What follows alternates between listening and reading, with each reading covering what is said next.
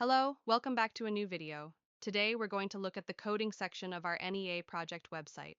We'll focus on the home page and the About Us page, how they are built using Flask, and we'll also look at the final result at the end of the video.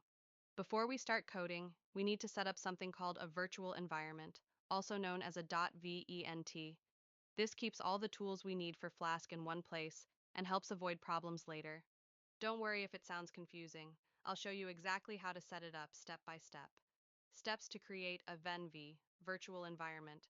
Open Visual Studio Code. Open your project folder, click the search button above click or type, show and run commands, click or type Python, create environment type Flask, activate it by running .venv /scripts /activate. Once activated, you'll see .venv in the terminal. Now run Flask, pip install Flask. That's it. Your environment is ready for Flask development. Line 1 from Flask import Flask. This line imports Flask from the Flask library so we can use it in our program. Think of it as saying, hey Python, I want to use Flask. Line 3 app equals Flask _name. This creates a Flask app.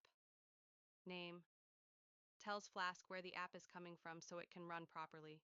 In simple terms, this is where your website starts. Line 5 at app.root/. This tells Flask what should happen when someone visits the home page of your website / means the main page. Line 6, def home. This defines a function called home. This function will run when someone visits the home page. Line 7, return, welcome to the SCK web page.